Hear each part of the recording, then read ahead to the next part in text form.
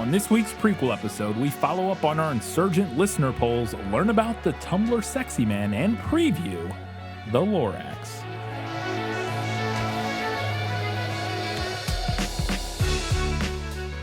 Hello and welcome back to This Film Is It, podcast where we talk about movies that are based on books. It's another prequel episode. We got a lot of feedback as well as every other one of our prequel segments, so we're going to get right into it with our Patron Shoutouts. I put up with you because your father and mother were our finest patrons, that's why. No new patrons this week, but we do have our Academy Award winners, and they are Vic Dangerously, Matilde, Steve from Arizona, Paul, Jeff Niederhofer, Teresa Schwartz, Ian from Wine Country, Winchester's Forever, Kelly Napier, Gray Hightower, Gratch, Just Gratch, Shelby says stop overworking animators, That Darn Skag, V. Frank, and Alina Starkov. Thank you all very much. We appreciate your continued support. Katie, let's find out what the people had to say about Insurgent. Yeah, well, that's just like your opinion, man. Indeed. What did the people have to say? On Patreon, we had antivirus protection pop-ups. Go away. On Patreon, we had 2 votes for the movie, 0 for the book, and 1 listener who couldn't decide. Shelby says, stop overworking animators, said, so both the book and the movie were better than I remembered. It's probably because Insurgent gets so overshadowed by Allegiant, which is fair. I had a lot of criticisms of how Erudite is villainized in the first book, but I thought Roth did a decent job addressing that in this book. As penance, I have cut my hair like Insurgent Triss. Okay, that's not why, but I did. She did. It looked very cute. I saw a picture. I really liked the portrayal of Triss's PTSD stopping her from using a gun. Mental health issues stopping from doing a thing you used to be able to do is a very realistic experience, and it's rare to see it portrayed in genre fiction. It was a breath of fresh air. The movie just does the standard bad dreams and so on, which I thought was a missed opportunity. I do want to point out that a lot of Tobias's frustration with Triss running into danger is because she refuses to use a gun. I still don't love that whole subplot of them fighting, but I get it. The movie made some good changes and made the plot more digestible, but it also made Triss into a chosen one. I have no strong feelings about that trope, but I know a lot of people are tired of it. I'm going to give Book Peter the Most Interesting Thing in This Book award, and Movie Peter the Most Entertaining Thing award. I think where his story ends up in the last book is interesting, but I remember nothing about him in the next movie. The big pleasant surprise I teased for Insurgent was Triss and Four having premarital sex. I told you they did in the book. I'm still... continue. I'm still not convinced that they do in the book.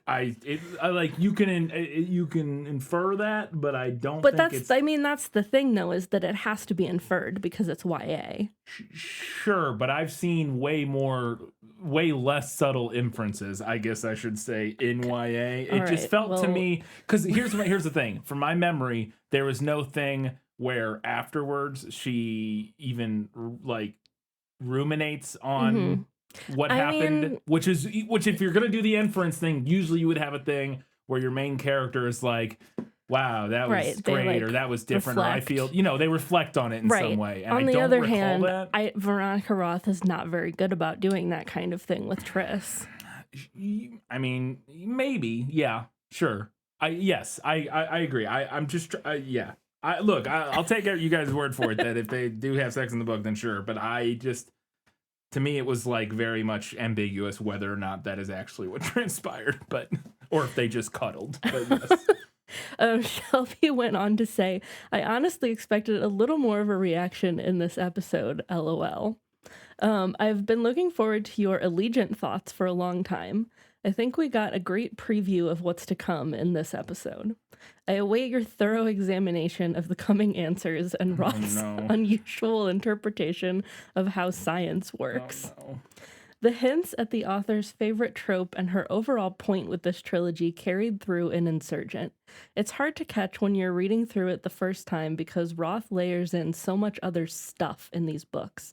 But we'll get there. Yeah, I still have no idea what that is, Shelby. I have gonna be honest. I have no idea what this is leading to. So I had a thought the other day, and I tweeted about it on the account, that is the only other possible thing I could think of that might be where it's going, which if it is, I will be very disappointed because that's incredibly boring.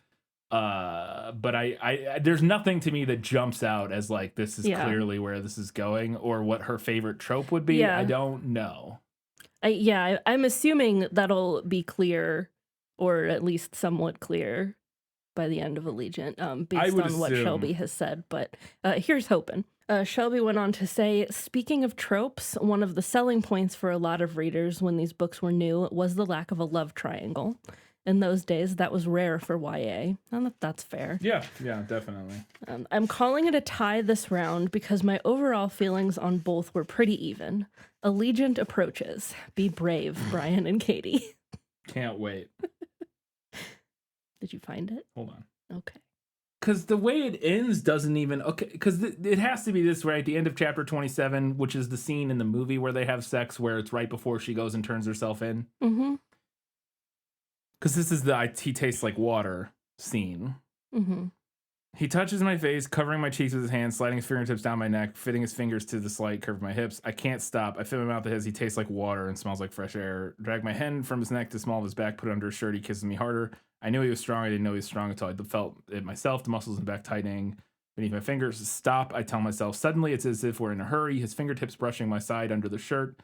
My hands clutching at him, struggling closer, but there is no closer. I've never longed for someone this way or this much. He pulls back just enough to look into my eyes, his eyelids lower, to promise me that you won't go.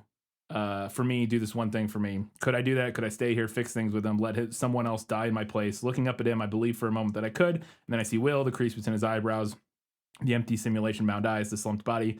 Do this one thing for me. Tobias's dark eyes plead with me, but if I do go to Erudite, who will? Tobias, or if I don't go to Erudite, who will? Tobias. It's the kind of thing he would do. I feel a stab in my pain in my chest as I lie to him. Okay, promise, he says, frowning. The pain becomes an ache, spreading everywhere, all mixed together, guilt, terror, and longing. I promise. And then the chapter ends. And when he starts to fall, the next chapter, when he starts to fall asleep, he keeps his arms around me fiercely, a life-preserving prison. But she never reflects on it. To me, that...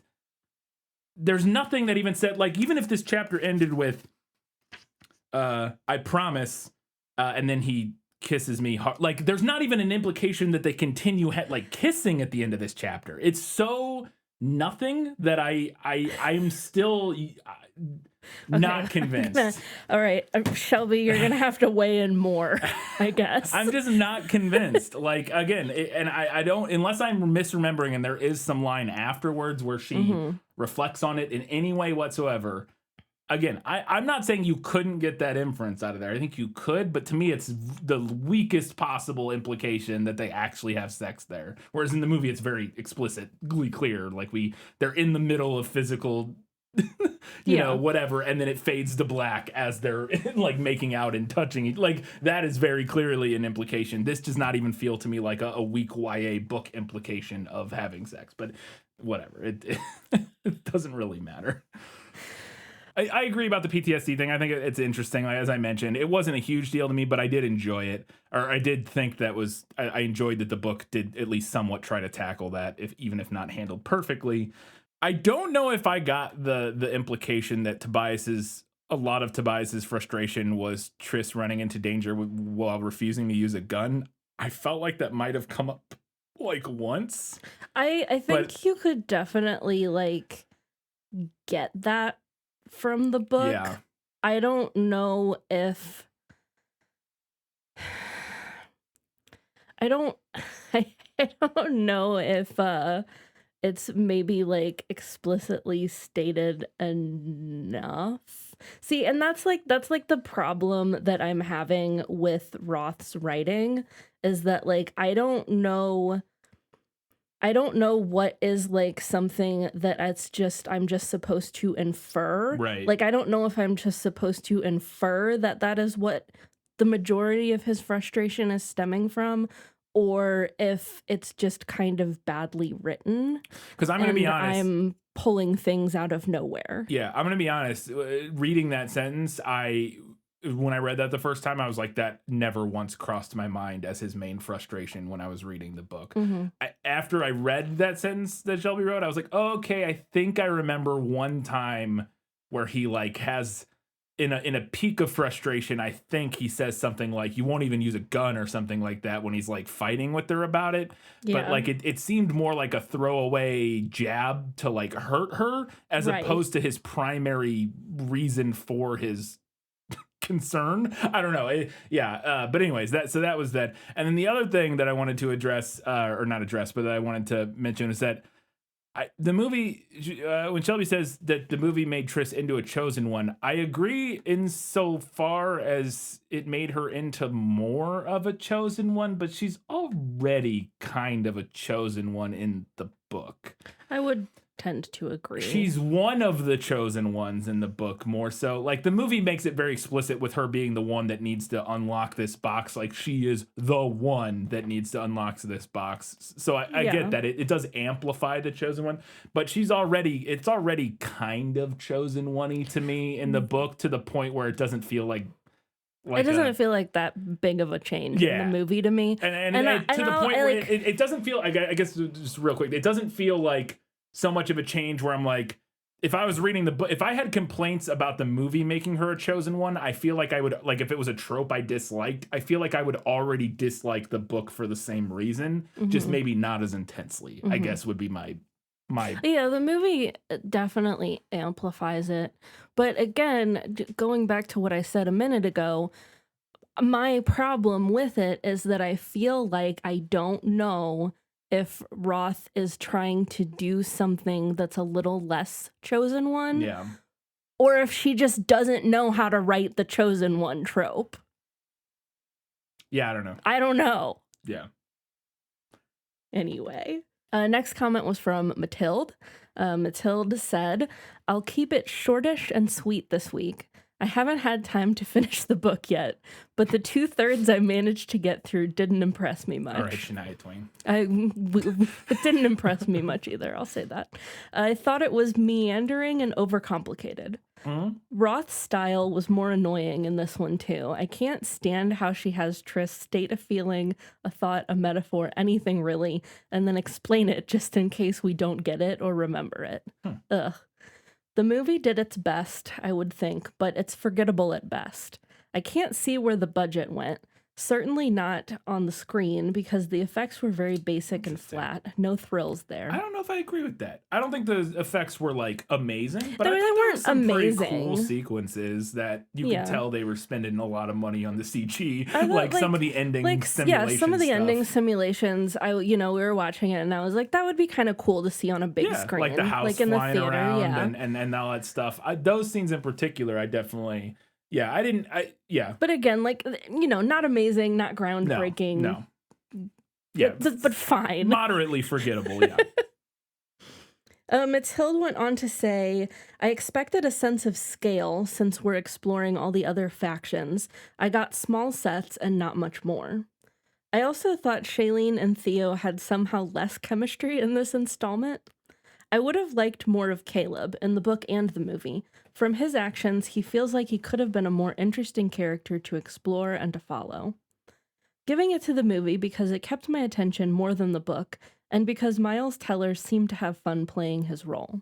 He should play the asshole/villain more often. I did really like him once and maybe we'll get more of this in the third movie. Once he becomes once he saves Triss, and brings her back to life, or fake kills her or whatever. I liked his performance in the movie. I liked his performance in general. Miles Teller's pretty good, but in particular, once he becomes their begrudging ally, I really enjoyed his performance. Once he's got his his quippy third wheel, sidekick hat on. I enjoyed that a lot. I thought that was a lot of fun. I also agree that Caleb is an interesting character that could use more time in both. And I don't know. I felt pretty similarly about Shailene Woodley and Theo James in this one as I did the first one, which is that they have pretty good chemistry. They're both good actors. Not amazing chemistry, but It doesn't good. feel like, ugh, like, you know, they don't have terrible chemistry. Or I thought they're fine. Last comment on Patreon was from Colin Osborne, who said, was a bit slow catching up with stuff, so I missed the poll. For the record, movie. I liked most of the changes from book to movie. It still is a bit of a Swiss cheese plot, but there are fewer just giant leaps of faith to make. Also, my understanding of a MacGuffin was specifically that it was a character or object whose only purpose was to drive the plot. A character you're chasing and the chase is the reason everything happens is a MacGuffin. If it's rescuing a character who has relationships and goals of their own in the story, that's not a MacGuffin. Yeah. So, like, the Maltese Falcon or the Pulp Fiction briefcase are MacGuffins, but the little girl in The Rescuers isn't. Yes, I think that is closer to the traditional, like, definition of MacGuffin. Again, I addressed this a little bit in the episode after we talked about it. I went in and recorded a second little note addressing this a little bit because, yeah, it's just for whatever reason, my understanding of MacGuffin, maybe one of my film professors, just maybe how he taught it, or I don't know, but.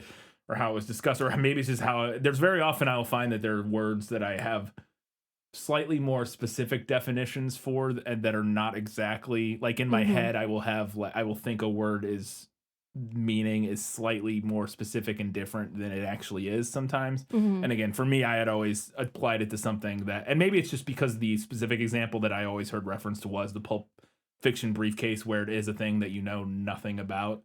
That like extra little bit of it being like a mysterious thing or something was part of my definition when it's not really like officially like part of the definition. Well, and too, with any kind of trope, you can have like different variations on a trope. Yes.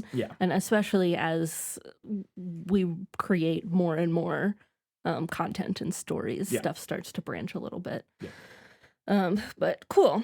Okay, so over on Facebook, we had one vote for the movie and one for the book.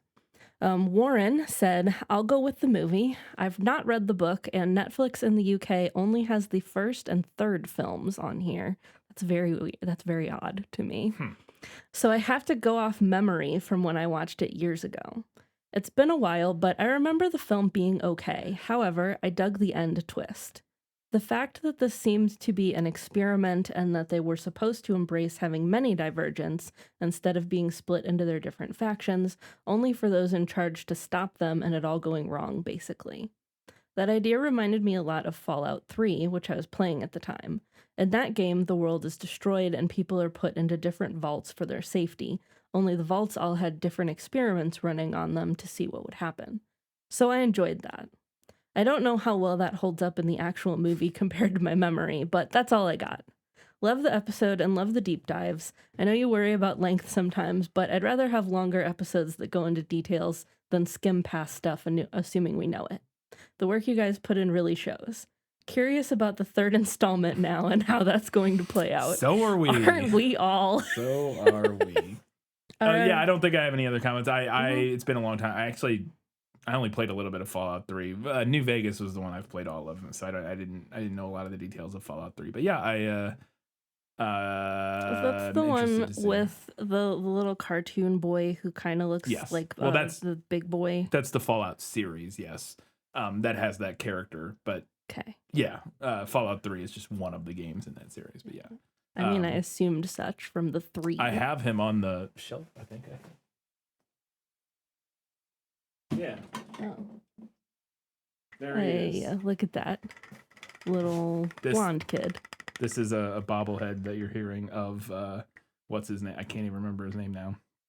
The Vault Tech dude. Anyways. Our other comment on Facebook was from Luciana, who said, well, I'm damn happy I'll never have to read that again. Great episode. It's hands down the movie for me too, but like you two, it's a lesser of two evils thing. I'm going to try to get through the final book, but no promises. I may have to give up and jump straight to the movie. Well, if you do that, you won't get the ending.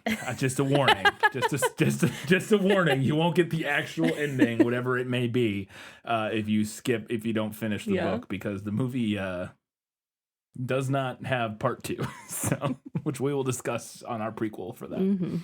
All right, over on Twitter, we had 4 votes for the movie, 1 for the book, and 1 listener who couldn't decide. Julian Graystroke said, "What if all of them suck?" LOL, all caps. I mean, yes. Yeah, I guess that would be a can't decide. Yeah. Our other comment on Twitter was from Kelly Napier, and Kelly said, "Okay, I'm going to stand up for the book here while acknowledging the fact that it isn't very good. What I like about the book versus the movie is mostly the approach each vehicle gives to Triss's PTSD. I appreciate that the book really shows her struggling with her actions, specifically against Will. She should be struggling, and she should be wary of taking up the means by which she took a life. It should be hard for her to shoot a gun. The movie really undermines any idea that she's struggling by so easily putting a gun back in her hands." I agree with that. Like I said, Yeah. I mentioned in the episode, I do agree with that. It just, there were so many other things with the movie that just really overwhelmed that for me, and it just didn't. Maybe it's because I don't personally struggle with PTSD or anything like that, so it wasn't something that like I connected with a lot. But I could tell that I liked at least somewhat what the book was doing there, enough to mention it in the episode. But it wasn't. Yeah, it just wasn't like a huge. Like I said in the episode, I did think it was a little clunky in the book, but a lot of things were clunky in the book. But I do agree that it is a different portrayal from what we typically see of like portrayals of PTSD. Kelly went on to say, "I also like better in the book how Christina initially reacts to Triss when she finds out about Will. In the movie, I felt like Christina allowed herself to be brought back into the fold of Triss's world. She's mad, she's hurt, and it should show. The book seems to better remember that these characters are teenagers, and teenagers are strong and steadfast in their emotions and reactions to things. This goes not only for Triss's PTSD and Christina's grief, but also with Triss's relationship with Four. They're selfish assholes to each other in the book because they're teenagers. Teenagers are selfish assholes. Of course they're awful to each other. They don't have any basis for what a good relationship looks like. Certainly you remember what your first serious relationship in high school looked like. It was nothing but strong emotional responses to everything. And since Four didn't have a good parental relationship to see as a model of what to strive for, he's going to be bad at this. Triss really didn't either, since the abnegation didn't outwardly show any emotion or physical connection. If they're both figuring out everything out from scratch and throw messy teenage emotions on top of that, it's going to be dysfunctional." I agree with that. And I don't mind their relationship in the book necessarily. I think part of it is tough because it's very easy to forget how young they're supposed to be in the book. Yeah. Because of everything that's going on and stuff like that. I very often forget that they are like, teenagers. And especially in the movie, because they're played by like 25-year-olds, it's even tougher to remember that. But yeah, I don't disagree with that. I will say, and I don't think I mentioned in the episode, I actually thought about this though, and I meant to bring it up, is that one of the things I didn't love about the Christina part in the thing in the movie is that it felt like when they changed it to have Triss save her, it felt like a little bit of an easy out for kind of like fixing their relationship. And then the movie just kind of like glosses over, and like after that happens, they're like fine again, basically. It felt like, and whereas in the book, I enjoyed that she isn't saving her, but Christina comes to her when she needs help because she knows she will help. But their relationship is still kind of messy, and Triss making the choice to save who she does actually means more to Christina than her saving Christina would necessarily. I don't know. I thought the book, I actually liked how they handled that maybe a little bit more than the movie, even though we didn't talk about it.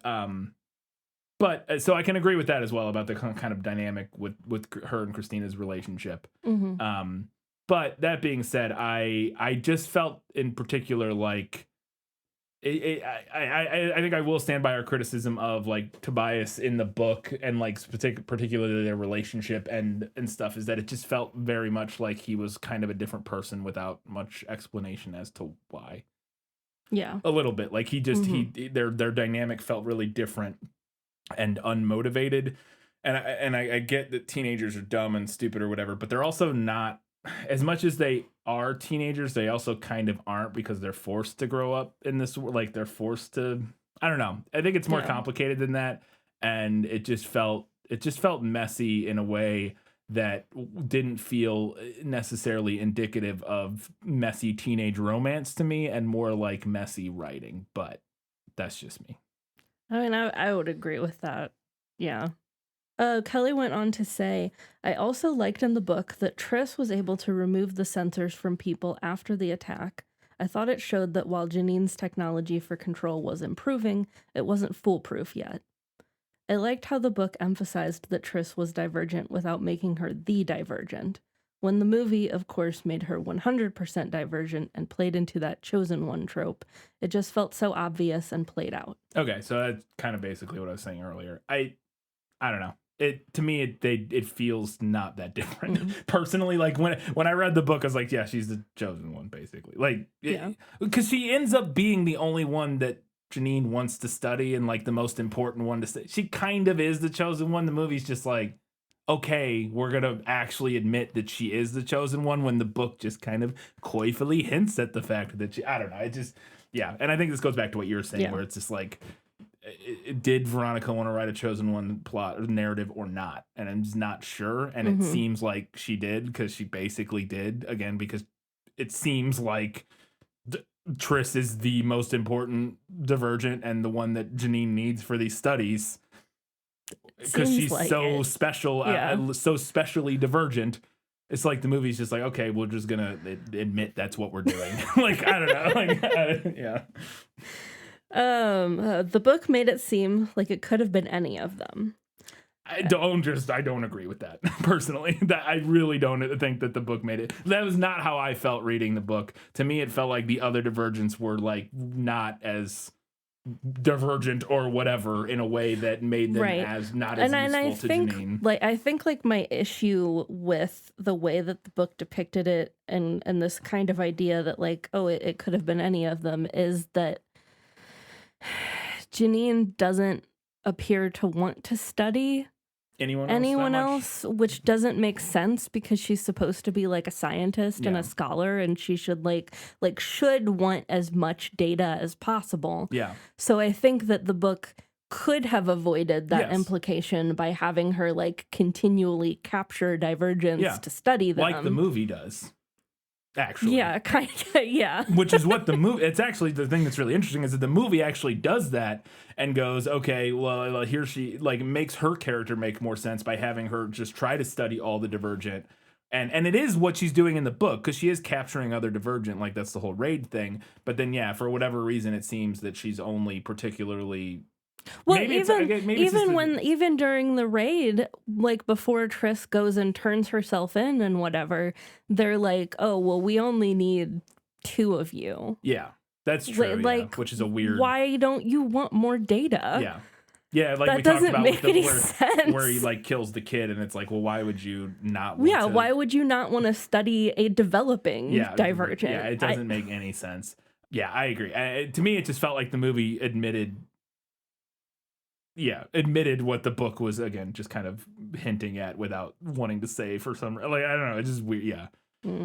Like, again, I think it actually would have been maybe more horrifying in its own way too, if, and not to rewrite the book, but if like when Triss is in all those things, and who knows, maybe she was studying other people, we never get any hint that she necessarily is. I don't recall. Maybe there's some throwaway line about it. I'm sure she has studied other divergent. Obviously she is capturing other divergent other than Triss, but when Triss is in there, she's the only one we see, and the only one kind of, and again, she's quarantined and stuff, so she wouldn't know a whole lot. But I actually think it would have been really interesting if there were some other scenes in the book where they're doing some sort of tests where it's not just Triss, where it is some other divergents that have been caught with her that they're running these battery of tests on. Maybe sometimes she's doing these tests like an MRI by herself, but maybe another time they're doing some other tests and there's like 4 of them hooked up to some machine.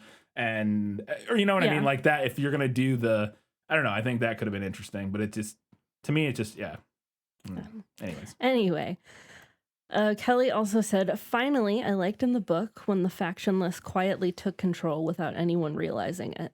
Oh, here, let me hold your gun for you.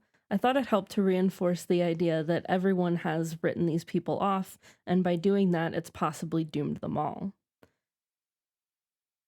Yeah, I didn't mind that. I thought that was fun. Yeah, I thought that was a fun twist. I mean, the movie basically just excises that almost entirely. So yeah, no, but I agree. I enjoyed that in the book. Yeah. I like that little detail. I thought that was fun. Which does make me wonder, like, how important it is. Yeah, how important is it? in the Similar third to the hard drive. installment. Yeah, like how important is it going to be that the Divergent or that the faction was kind of took control? And again, because the movie has everybody seemingly leave without knowing what's going to happen, it's like, oh, is any of that going to matter? Because are they going to, who knows? I don't know. We'll find out.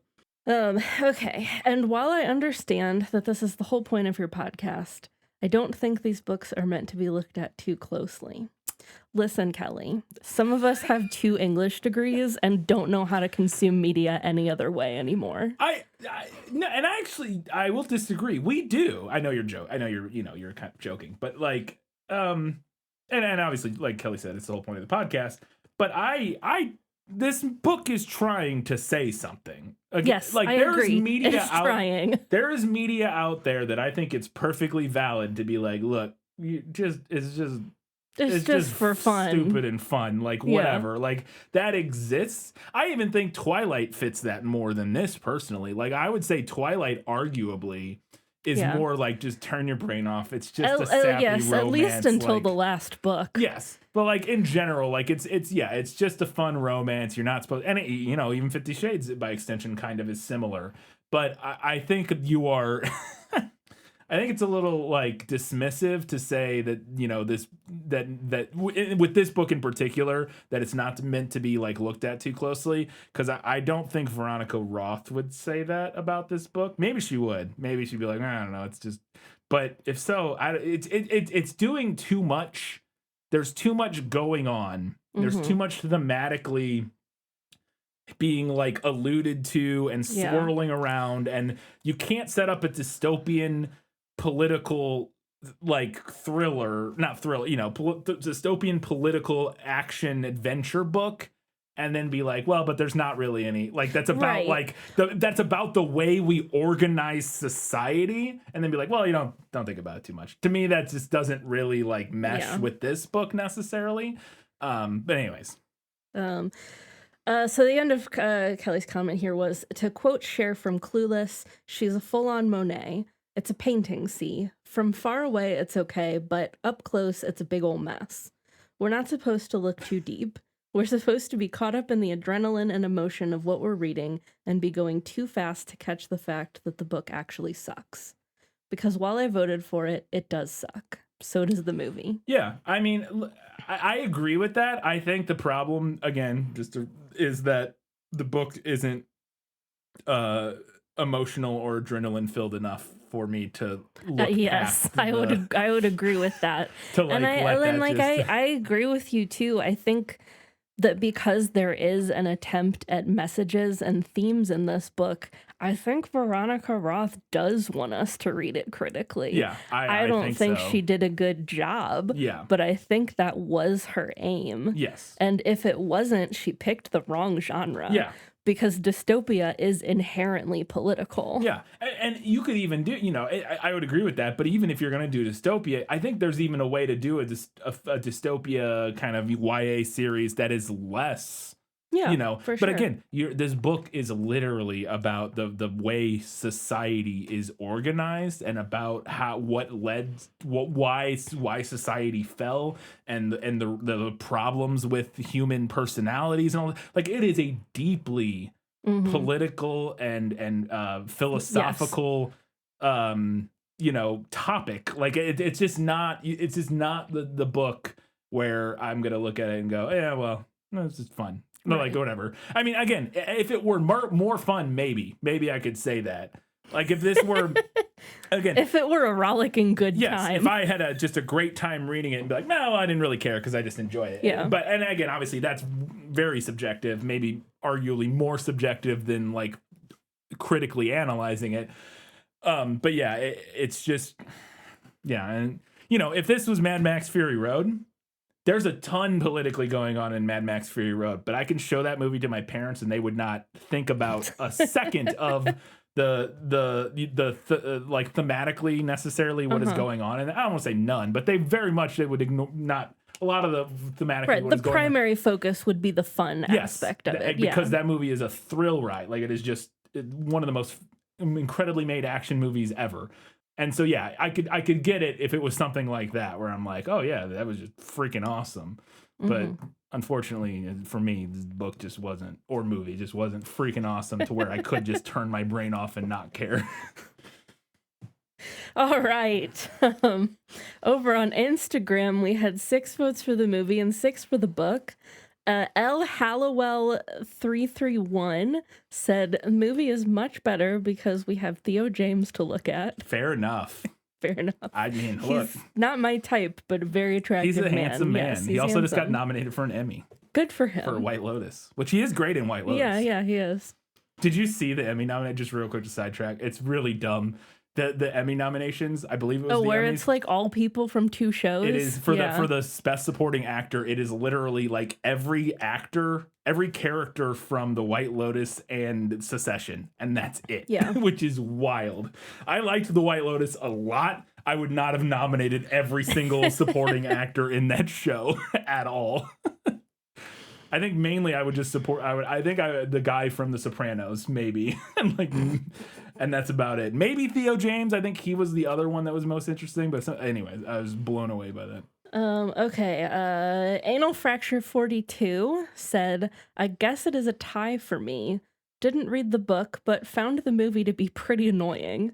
Yeah, just not a type of story for me. However, I love these long critical episodes even better than the serious reviews. There you go. I mean, it was a serious review. All of our reviews are both critical and serious. Yeah. Well, I think when he says critical, I think they're saying like we like riff on it. Like, I think that's what they're getting at. Yeah. Like, we kind of like make fun of it a little bit. Yeah. Where we don't always. I mean, that truly comes down to like how much we enjoyed and how good we thought it was. So. Mladen Kulich said, my vote goes to the book. Unlike the first movie, the sequel to me felt hollow, devoid of any character development, and replaced with fast-paced action spectacle. Small talk, then action, another talk, then action, again, etc. Supporting characters who were supposed to be involved in the plot have minimal screen time. However, I did love the scene where Janine's reaction to Triss pointing a gun at Peter was saying, that's okay, you could kill him, we have plenty of guards. Too bad she didn't pull the trigger. He couldn't have saved her then, though, if she had killed him. The book, on the other hand, was more engaging, despite the flaws of Veronica Roth's writing, than the first one. Wow. Once I got past the first 8 chapters, that's a pretty big grace period for me. Fifth of the book, I think. About a fifth of the book. For's backstory, his conflicted relationship with both father and mother, beating his father to prove he is still dauntless and worthy to be a leader. Tori killing Janine for the death of her brother. Candor interrogating Triss and Ford to get to the truth by any means necessary felt intense, like something out of a crime novel. Factionless being more than just poor people from the city. Some of them might be divergents just like Triss. Not some of them, a lot of them are. A lot of them, yeah. That is a thing that is mentioned in the book. I don't know if it's mentioned in the movie, but in the book they have the highest population of divergent people. Triss's divergent abilities and how they function are explained. She has mirror neurons that mimic the skills of other factions. At least that's how I understood it. Yeah, that's how I... that section to me was just a lot of science babble. That was science babble that was unnecessary for what we're doing here, in my opinion, because it also, I think, is probably nonsense. Like, I don't think that's how mirror neurons work. I am not not a psychiatrist. I am not a neurologist, but it just seemed like very... questionable. I Googled mirror neurons while I was reading to make sure that Veronica Roth wasn't just making shit up. No, I knew those were a thing. I've heard of them, but I don't know if they would do the thing she's saying. I have no idea. I'm speculating, so Mladen may know better than I do, honestly. So, Caleb's betrayal surprised me, even though I should have seen it coming. I don't think you should have.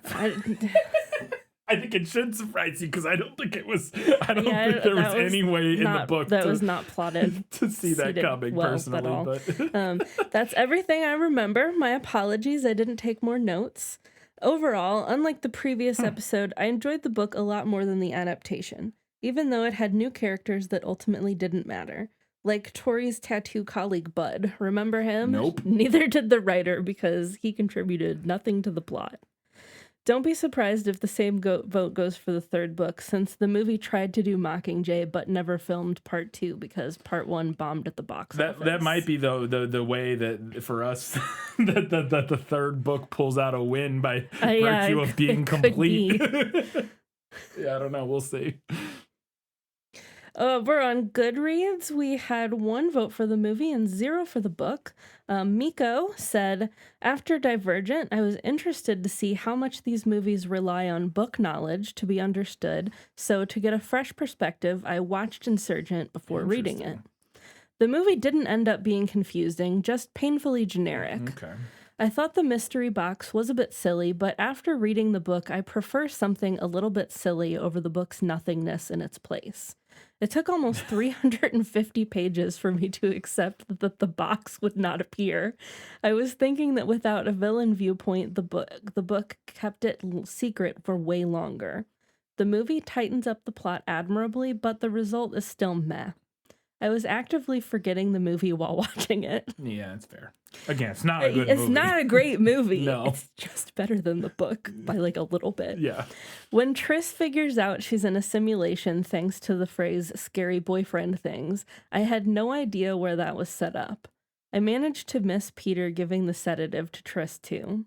I'd also argue that Caleb's choice to rejoin Erudite feels motivated in the movie only if you've read the book and know to look for it. That may be fair. That may be true that might be fair. Because we had read the book first, it felt like his turn in the movie was more motivated. Whereas I'm really glad. By the way, Miko, I love that you did this experiment for us to see how it felt watching the movie first and then reading the book, but. When he reappeared, I couldn't for the life of me think of anything that would have set it up and remembered his earlier scenes only when you brought them up. The movie also has the bad habit of dropping characters, like Christina and Uriah, who have proper scenes but suddenly become background extras. I still prefer it over the character problem in the book. I know I'm not the best with names, but I was so overwhelmed by the onslaught of characters that when the Edith Pryor hologram popped up, I thought it was Triss's mother at You're first. not alone there. I had to go double check. I was like, I don't think her mom's name is Edith, but I have to her mom's literally name had to was check. Natalie, I believe. Yes. Yeah.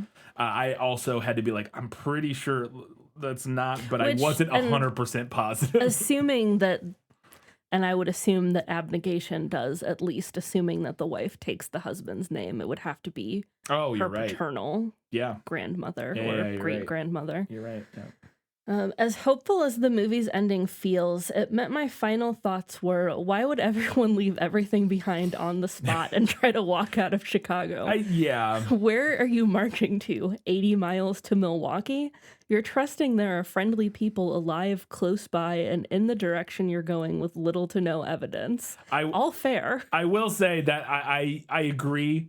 I took that more sort of, I took that ending a little more maybe figuratively than like actual literally, like they're all just walking out right now. I mean, that is what we're seeing, and I think we are meant to think that, but I think I interpreted it. I gave the movie a little bit of grace there, in that we're kind of like.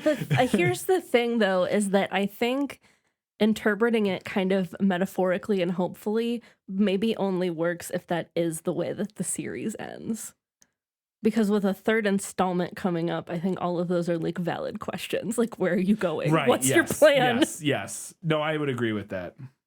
My prediction is that the next movie will quite literally walk back the ending and say that no one left the city straight away. I am wondering if they would do that. I don't know. I'm actually wondering if maybe they gave this movie that ending more so as a, it's like kind of an ending. Fail safe. Yes. Yeah. As like in case something happens and we don't end up making the third one, at least this is kind of an ending, kind of. And that since they are making the third movie, that maybe they will, like you said, literally walk that back. We'll see. We'll find out. The first people to leave would then be Triss and friends on a recon mission. I could analyze this adaptation for hours like you, but the end result would be the same. My vote goes for the movie. And some other miscellaneous notes from Miko. Triss and Caleb are not twins, as stated in Divergent. Quote, Caleb is not quite a year older than I am, so we're in the same year at school. I do not remember I do not from remember the that, first but book at all. that is exactly what I was saying. Yeah. And that Yes, she he's was born at the beginning like- of the year, and then, or he was born at Like the beginning where of the they year. fall apart from each other, their birthdays fall. They just ended up in the same year. Yeah, I which guess is, that makes it's also sense. possible they could have some sort of medical intervention that made getting pregnant quickly possible. Also, like whereas in real life, or you know, in our current especially day, if it they're takes- trying to like repopulate. Yeah. Yeah, in current day, it takes, you know, it's a couple months, right, or something before it's advisable to. It's at least a while before it's advisable. Yeah, well, it's a while before it's advisable. I don't know. It's probably, probably a much shorter time before where you it's could. possible. Yes, yeah, But I don't know about advisable. right. And then Miko's final note here. Thanks for the SNL train sketch image. My personal fan theory was that a disgruntled factionless driver just chooses to never stop. Yeah, no, that could be, yeah. Yeah. Like, screw these people. Because, yeah, we do know that the factionless are, was this a quote from the book? I don't know if this is a quote from the book. Or like a 'cause Miko, wiki? wrote, the factionless are janitors and construction workers and garbage collectors. They make fabric and operate trains and drive buses. Yeah, because, and maybe that's either a quote or maybe it's like a Wikipedia, like. Because I don't remember that being mentioned. I don't remember the train specifically. I do Yeah. remember there being a mention of them being like janitors and construction, Right. and garbage collectors, but I don't remember specifically the operate. I feel like I would remember the operating trains because I'd be like, oh, maybe they operate. Like, I feel like I would remember that, but maybe not. Interesting. All right, so our winner was the movie with 14 votes to the book's 8, plus our 2 listeners who couldn't decide. There you go. Thank you all very much for that feedback. We love it. We love talking about it. We love hearing what you have to say, even when we disagree. It's fun. Like arguing with you through the internet. Katie, it's time to learn what is a Tumblr sexy man. No matter what anybody tells you, words and ideas can change the world. Is this about the Onceler? Yes, it is. Okay, great.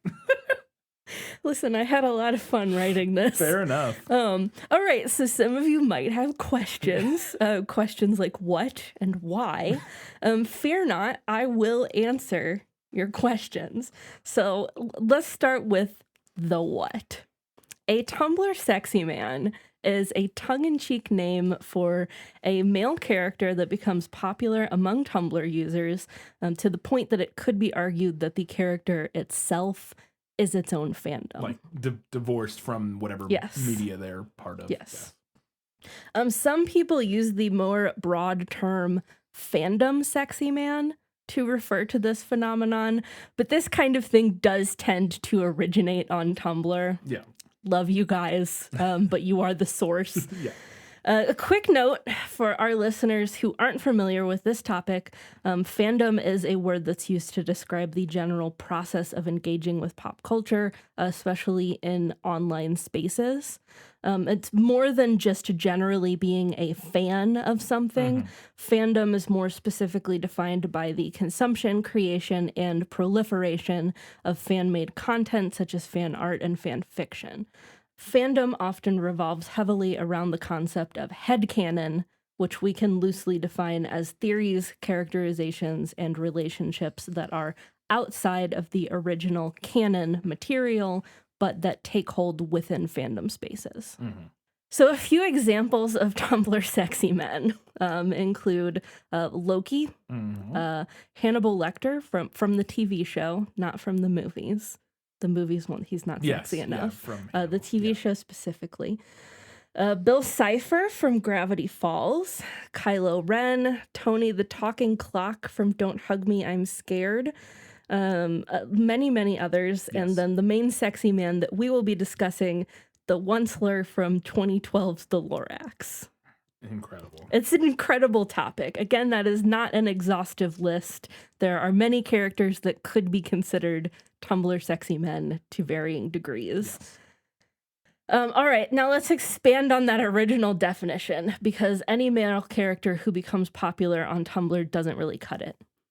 The Tumblr Sexyman is so named because sexiness is a key element of what catapults the character to fandom popularity. Now, this sexy aspect could be inherent within the original text that the character appears in, or it could be a fandom headcanon addition to that character. Okay. Fandom art will often reimagine non-human characters in a more humanoid form. Bill Cipher and Tony the Talking Clock are good examples of this. More on this later. Okay. The other critical defining characteristic of the Tumblr Sexyman is his evil or at least morally gray alignment. Mm-hmm. The Tumblr Sexyman is a bad boy. Right. That is key. This aspect of the archetype usually does come from the original text. However, it might be softened by the fandom. For example, during Loki's heyday as a Tumblr Sexyman following the first Avengers movie, fan art and fan fiction usually reimagined him as much softer and less power-hungry and genocidal than he is depicted in the context of the film. Mm-hmm. This content was absolutely inescapable if you were on Tumblr during this era. Yes.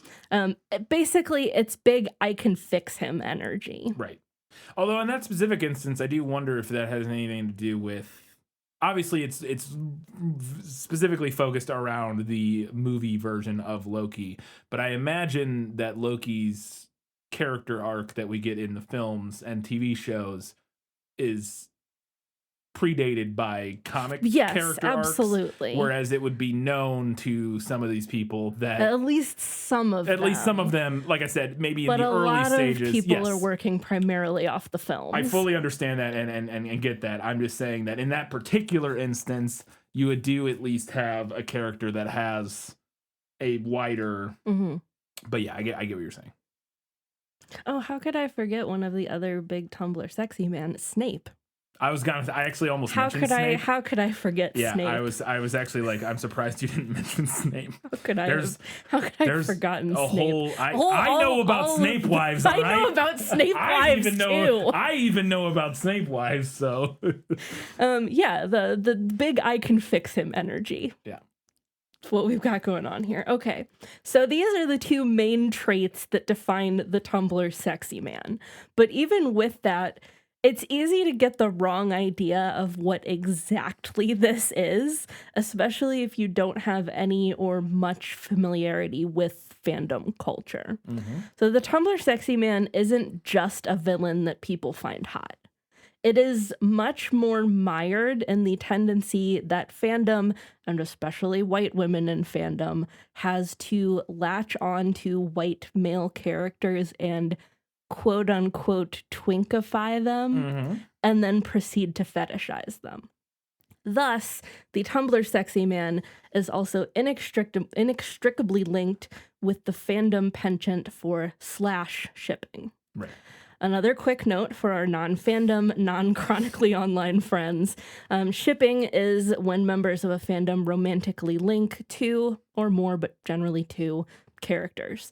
This, again, could be a relationship that's present in the original text or not. These two characters do not have to meet. They don't even have to be from the same properties for people to ship them. In fact, I would conjecture that non-canon or fanon ships are more numerous and often more popular than canon ships. I would say almost assuredly, yes.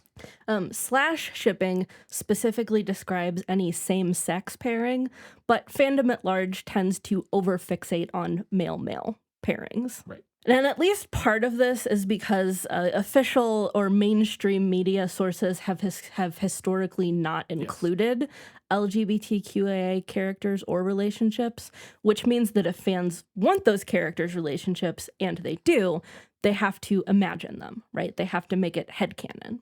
Yeah. I don't know if we discussed this in our fanfic learning things segment, but I don't know if it's the original. I did a quick search and I don't think you're going to mention it, but like one of the most famous and where maybe arguably all of the slash fic started was Spock and Kirk from Star Trek. Yeah. I thought we might have mentioned that in one of our learning things segment a long time ago. But yeah. Okay, so if you want that stuff, you have to put it into the stories yourself. However, more than a little bit of this phenomenon is, again, very inextricably linked to fetishization of hot white gay boys. Right. And a lot of different people in fandom do this, but again, it has been a special problem from straight white cisgender women within fandom. Which brings us back around to slash shipping and twinkification of Tumblr Sexyman characters. I want to be clear that I'm not judging or condemning here, but I'm not even sure how to describe this. If you Google Bill Cipher fan art human, you'll see exactly what I'm talking about. The character of Bill Cipher as he appears in Gravity Falls is a floating triangle with one eye and a top hat. In his tenure as a Tumblr Sexyman, the fan art reimagines him as a tall, thin, very dapper white boy. So yeah, that's twinkification. Right. That's what we're on about here. Okay, after reading this in, so let's address the why. Why, Katie? Why are we talking about Tumblr Sexyman? Yes, why? Well, it is because, as I mentioned, the Onceler from 2012's The Lorax is one of the more well-known and infamous examples of a Tumblr Sexyman. You knew. Yes, I was aware. I'm aware because of one video, but yes. Which I don't know if you're going to mention or not, but the Sarah Zed video? I have, yeah, I've Okay. watched it. That's but- the only reason I would have been aware at all. I had no idea. I would have had no idea otherwise. So the Onceler had a lot going for him in canon that resulted in Tumblr Sexymandom.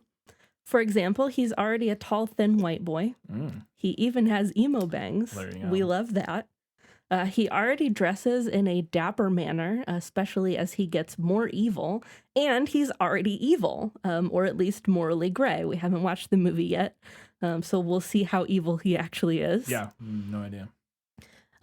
The Onceler also doesn't have any canon romantic relationships, which is great because, as we've already covered, fandom loves coming up with non-canon ships. And what fandom did here is really interesting because they actually shipped the Onceler with himself instead of another character. Specifically, they shipped the early, more innocent version of him with the later, more openly evil version. Fair enough. Some sources cite the Onceler as the original Tumblr Sexyman. I don't think that's true because there are examples that predate the Onceler's popularity. However, I think it is fair to say that the Onceler has become kind of a gold star example of what a Tumblr Sexyman is. This version of the Onceler's popularity exploded to the point that he left his original context of the Lorax, and for a time became so ubiquitous online that someone who wasn't involved in fandom and wasn't on Tumblr could encounter the fandom depictions of him in other online spaces, just out in the wild. I will say I don't think I ever did. I'm pretty terminally online. I don't know if maybe he did and I just never noticed. It's very possible that I saw him on Reddit and was like, I have no idea what the fuck this is. Our first social media post that's like a screen cap from the movie went up today, which I have hashtags on Instagram. I have hashtag Onceler. Oh, is it Onceler? And it's got like 8,000 likes. Doesn't have 8,000 likes, but there are likes that are from dedicated Onceler accounts. Fantastic. Incredible. So if you have ever seen a weird drawing of the Onceler from 2012's The Lorax and not had any clue what that was about, this one's for you, baby. There you go. Informing our less terminally online. I'm sure a lot of our audience is as terminally, if not more terminally online than we are. But for any of you who aren't, there you go. Now and actually, if you are familiar with the Tumblr Sexyman and like this whole thing, would love to hear your thoughts on it as well, because I think everybody. You know, Tumblr has that reputation of being like the fandom space, but based on like what you interacted with and engaged with, you could have a very different experience of Tumblr than somebody else on Tumblr at the same time did. So I would be very interested in hearing what other people's experiences were with this topic. Absolutely. There you go. Well, now it's time to preview the book that the Onceler comes from. Is he in the book? Yes. Okay. The book that the Onceler comes from. We're talking about The Lorax by Dr. Seuss. Yes! Did your ball land in my backyard again? A model airplane, this time. Let's go take a look. Whoa! This is amazing! What are those? Those are trees. They used to grow all around here. What I want more than anything is to see a real living tree. So, Mom, do you happen to know if there's, like, any place where I could get a real tree?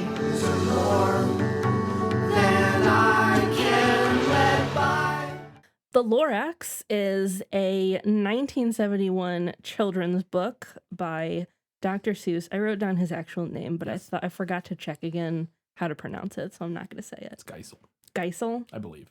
written by Theodore Geisel, aka Dr. Seuss. The story is commonly recognized as a fable concerning the dangers of greed causing human destruction of the natural environment, using the literary element of personification to create character representations of industry, the environment, and environmental activism. Mm-hmm. The Lorax was apparently Dr. Seuss's personal favorite of his books. Of its creation, he stated, quote, "The Lorax came out of me being angry. The ecology books I'd read were dull. In the Lorax, I was out to attack what I think are evil things and let the chips fall where they might." There you go. Other commonly cited One sources... of the things that that Dr. Seuss hated and had negative feelings about that I think we can all agree with. Yeah. Unproblematically. Yeah. Other commonly cited potential sources of inspiration for the book are a specific Monterey cypress tree that once stood at Ellen Browning Scripps Park in California, which was visible from the author's home there, as well as the relationship between the potas monkey and the whistling thorn acacia. I assume they have some sort of like symbiotic. Yeah. Like thing the monkeys get like most of their food sourced from this tree. I had to do a little bit of digging. What did the monkeys do for the tree? I don't know. Okay. It'd probably like proliferate the seeds. Yeah, through their that would be my guess. That would be mostly how that works, I think. Yeah, that would be my guess. In 1988, the book was challenged in the school district of Laytonville, a town in rural Northern California. The parents who challenged it worked for the logging industry and were upset by their child's reaction to the story, with the father stating, quote, "He came home and labeled me a criminal." However, the book remained in the second grade curriculum in that district, so the challenge was not successful. Nice. However, the logging industry was not done. Of course not. In 1995, Terry Burkett, a member of a family-owned hardwood flooring factory, authored Truax, an illustrated children's story that offered a logging-friendly perspective to an anthropomorphic tree known as the guard bark. This 20-page booklet was published by the National Oak Flooring Manufacturers Association and points out the reseeding efforts of the logging industry. However, the story was criticized for what was viewed as skewed arguments and clear self-interest. And I did find the PDF of the Truax. It is something. I will say I'm going to go on a little bit of a limb here, pun intended, that I believe that the logging thing might be more complicated than I am not one to agree with the National Oak Flooring Manufacturers Association.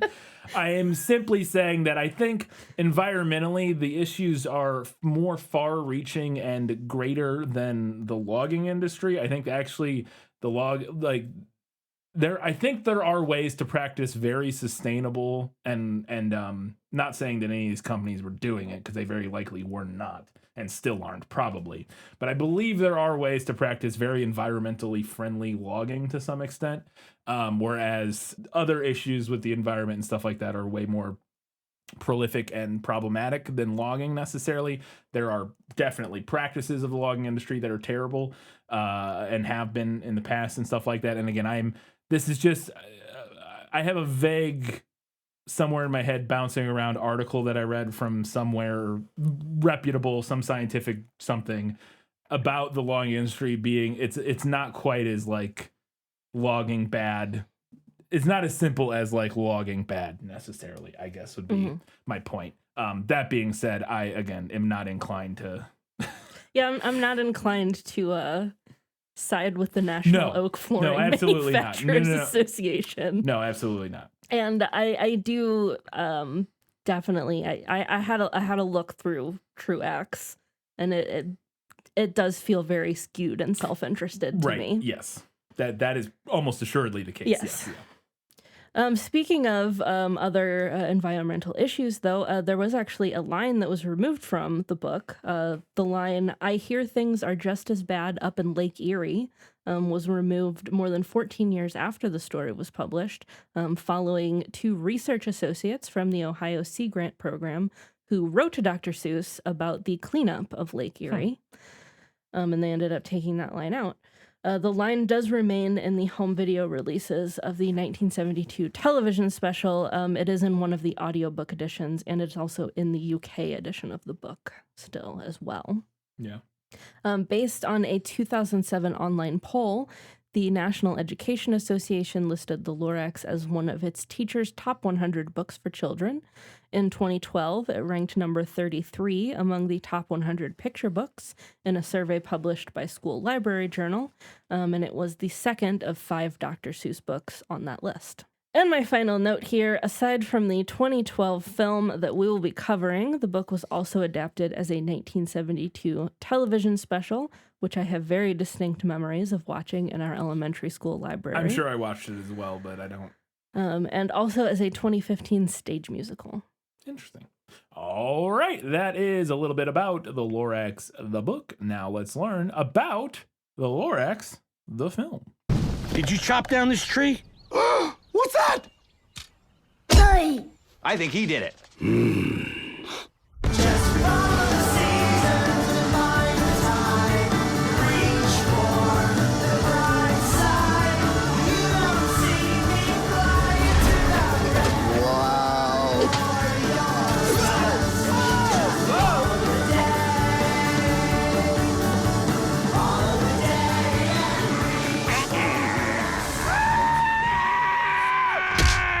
You have been warned. Thanks. Yeah, okay. You have been warned. The Lorax is a 2012 film directed by Chris Renaud, who directed Despicable Me 1 and 2, Secret Life of Pets 1 and 2, and Kyle Balda, they're like a directing partnership, who directed, or on this one, Kyle Balda directed Minions, Despicable Me 3, and Minions: The Rise of Gru, among other things. Because these are all, Illumination, yeah.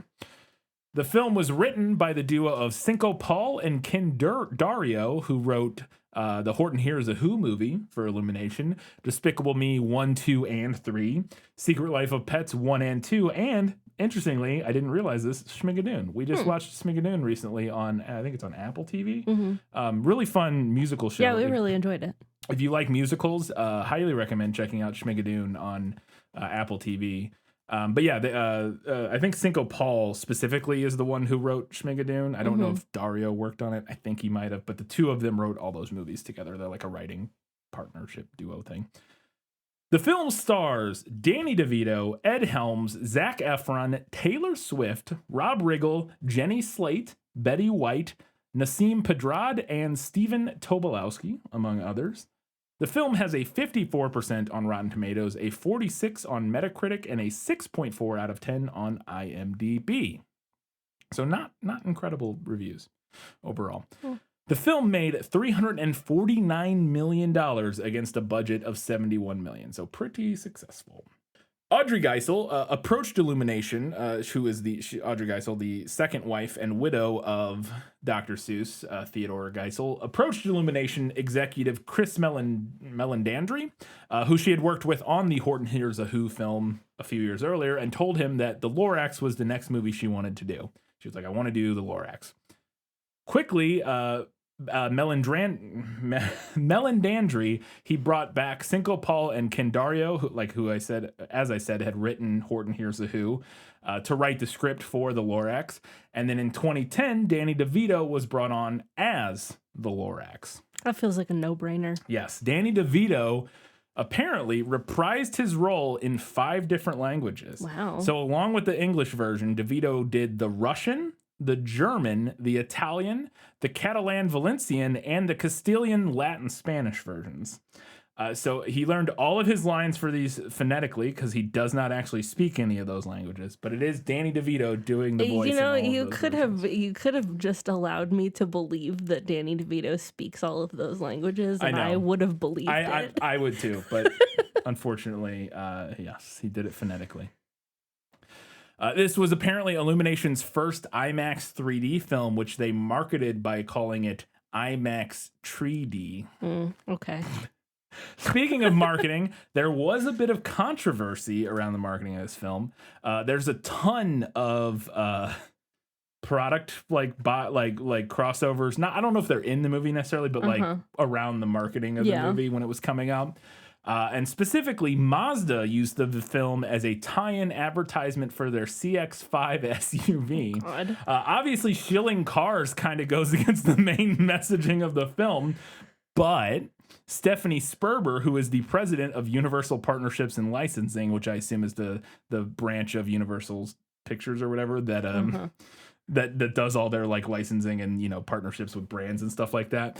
She said of the partnership, quote, "We chose to partner with the Mazda CX-5 because it's a really good choice for consumers to make who may not have the luxury or the money to buy electric or buy a hybrid. It's a way to take the better environmental choice to everyone." End quote. A likely story. Yeah. The film was also used to sell 7th generation disposable diapers, which is interesting. I hope they were also biodegradable diapers. In total, Illumination Entertainment struck more than 70 different product integration deals for the film, also including IHOP, Whole Foods, and this one makes sense, the United States Environmental Protection Agency. Okay, so that makes sense. That one, all right. So the 2 main characters in this film that aren't the Lorax are named Ted and Audrey, and unsurprisingly, they're named after Dr. Seuss and his wife Audrey. So there you go, Theodore and Audrey. Unlike the original book, and normally I wouldn't include this, but I wanted to. Unlike the original book, the Onceler is shown fully in this story as a human. Executive producer Christopher Melandandri said of the change, quote, "The minute you make and I actually really thought this was interesting. The minute you make the Onceler a monster, you allow the audience to interpret that the problem is caused by somebody who is different from me, and it ceases to be a story that is about all of us. Then it's a story about, oh, I see, the person who led us into this predicament is not a person. It's somebody very, very different.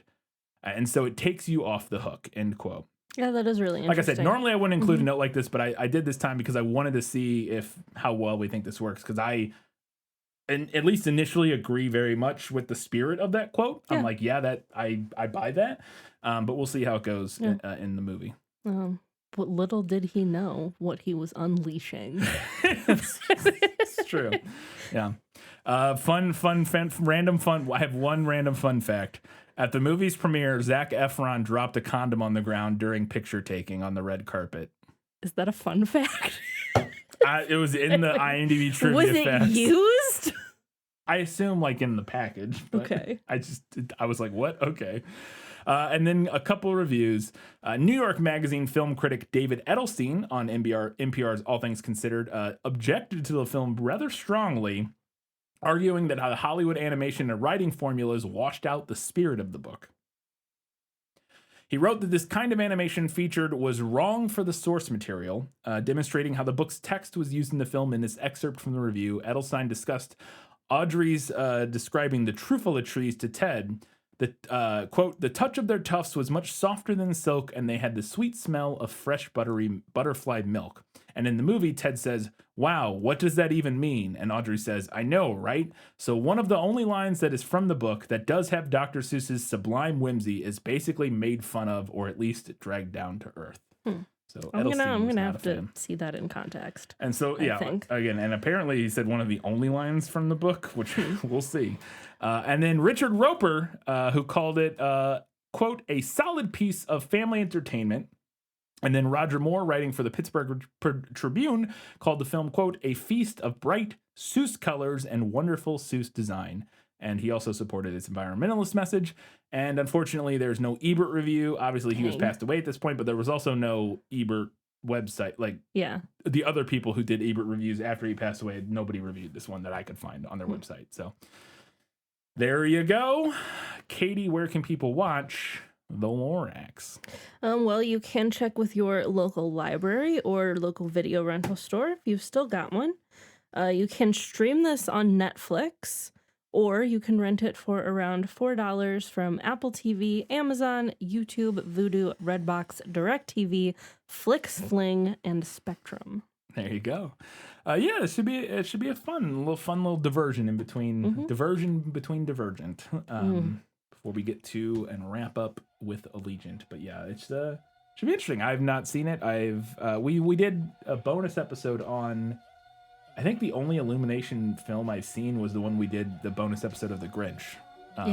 Which was like okay. Oh, that might be the only Illumination film I've seen. I've never too. seen Despicable Me or any of the Minion movies or any of that. I've not seen Secret Life of Pets or any of those. I didn't see Horton Hears a Who.